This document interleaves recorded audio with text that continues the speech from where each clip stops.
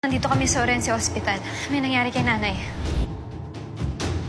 Kung miserable ang buhay, magiging miserable ang buhay nating lahat. Wala ka ibang inisip kundi sarili mo. May dahilan talaga kung bakit tinalikuran ang anak mo. Ano ba talaga meron kay Ana at kay Miranda? Why all of a sudden nagtutulungan sila? Di ba po hinahanapan niyo ako ng hawak na ebidensya? Meron ako. Grace, sumama ka sa akin. Grace, naku, susunod ako! Grace! Grace!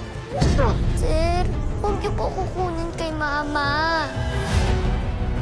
Pinaghahanap ka na ng mga pulis. Pinag-uusapan ka na ng mga tao. You're ruining your career. Pagkakataon ko na para makabawi sa kanya habang may oras pa ako. Kung mabubura ko lang lahat ng sakit na nararamdaman mo, gagawin ko lahat. Kung sakaling hindi ko masabi kay Ana na meron din akong bracelet na tulad ng kanya, pwede ikaw na magsabi sa kanya. Si Ana yung batang pinapahanap niya.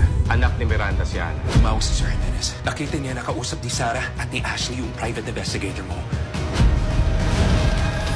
Grace, bakit dalawa to? Yung sabi niya, huwag ko munang sasabihin sa inyo. May ibig sabihin kay Miss Miranda.